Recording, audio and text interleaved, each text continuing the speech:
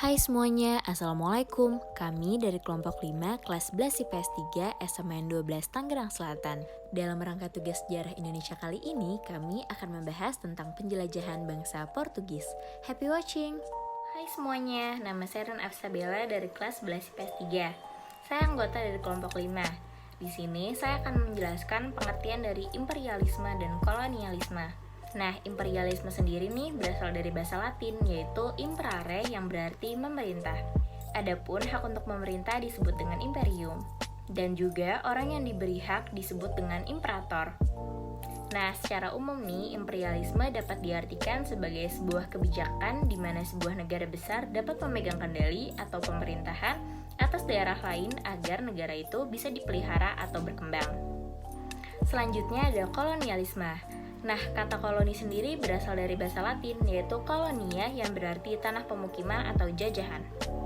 Secara umum nih, kolonialisme dapat diartikan sebagai sebuah usaha untuk memperluas, mengembangkan, serta menguasai suatu daerah dengan kekuasaan satu negara di luar lokasi atau wilayah negara tersebut.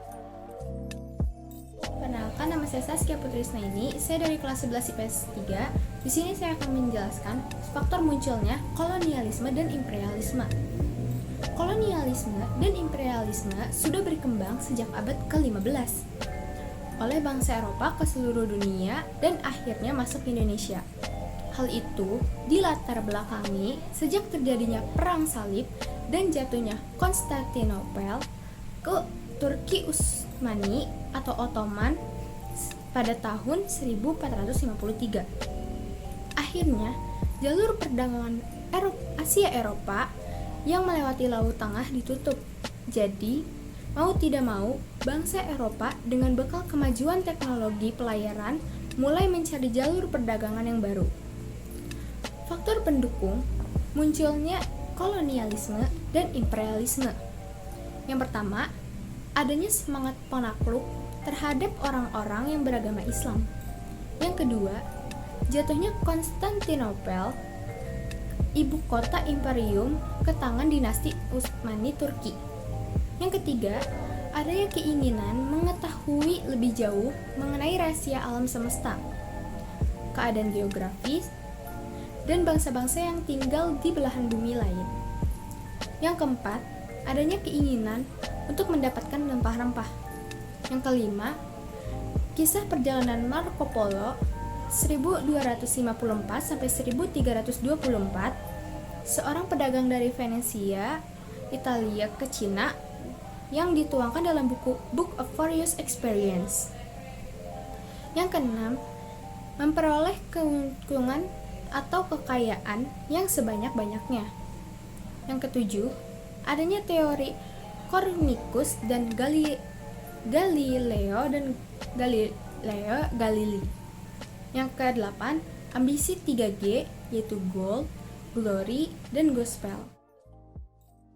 Perkenalkan, nama saya Aditya Purnaputra dari kelompok 5. Adapun tokoh-tokoh penjelajahan yang dilakukan oleh bangsa Portugis, yaitu diantaranya yang pertama ada Bartolomeus Dias melakukan penjelajahan samudra menyusuri pantai barat Afrika pada tahun 1488. Bartolomeus Dias mulai berlayar dari Lisabon. Lisabon merupakan ibu kota dari Portugal.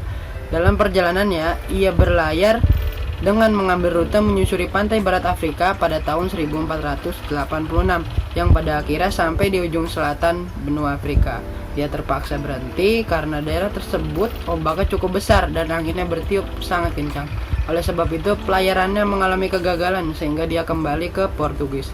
Bartolomeus Dias menamai tempat berlabuhnya dengan sebutan Tanjung Harapan.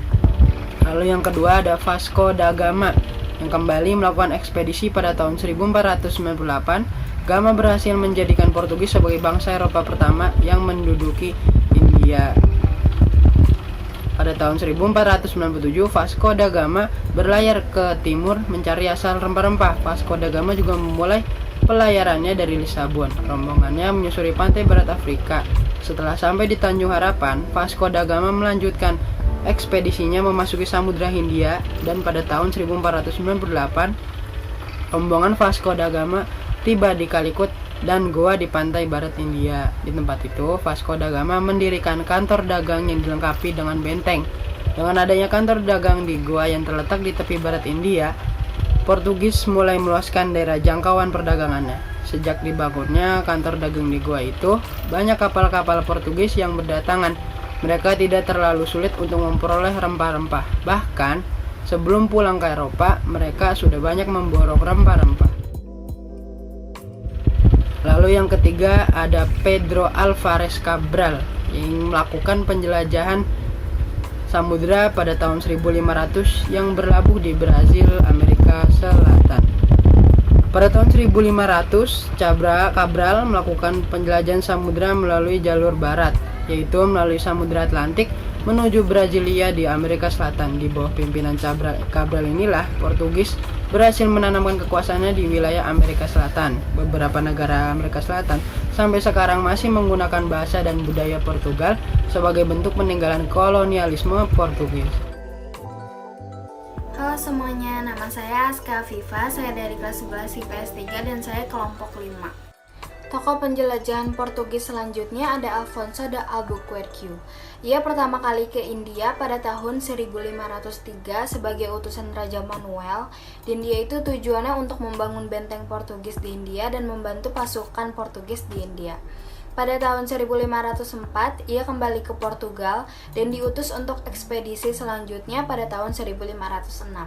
Dalam perjalanannya itu, dia diberhenti di suatu pulau yaitu Pulau Hormuz di Teluk Persia dan menaklukkannya pada tahun 1507. Pada tahun 1511, Alfonso memimpin ekspedisi ke kota Malaka, ibu kota Kesultanan Malaka, dan pusat perdagangan terbesar di Asia Tenggara.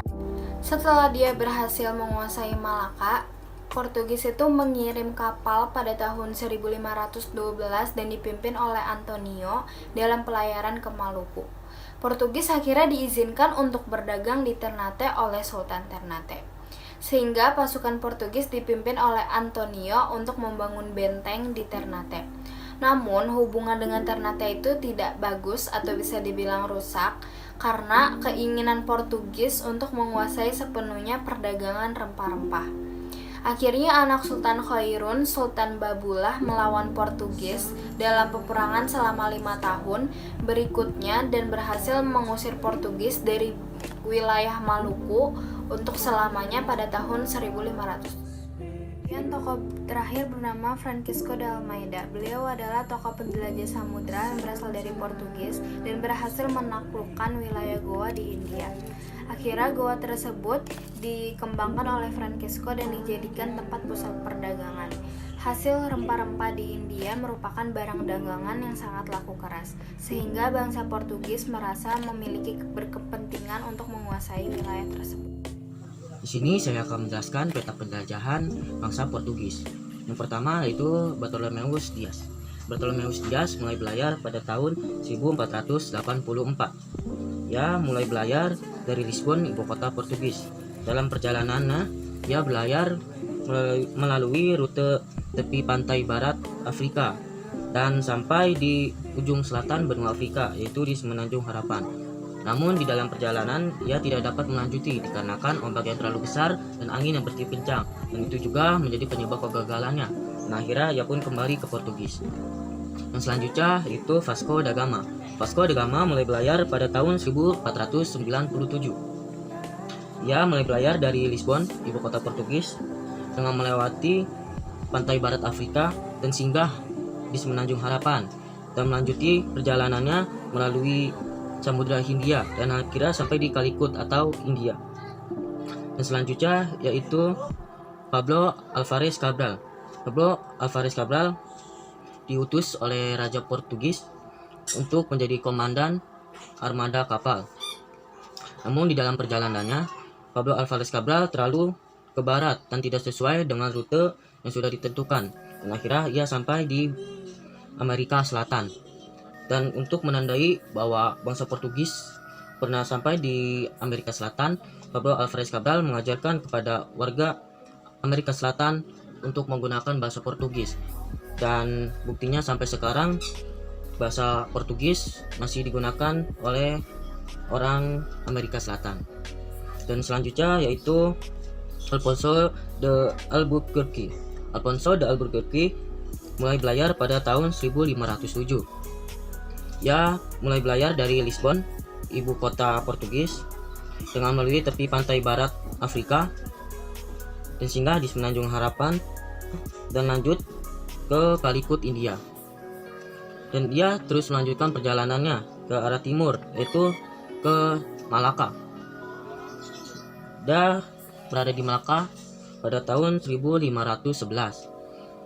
Setelah sampai di Selat Malaka, ia melanjutkan perjalanannya ke Maluku. Dan ini menjadi pertama kalinya bangsa Portugis masuk ke wilayah Indonesia.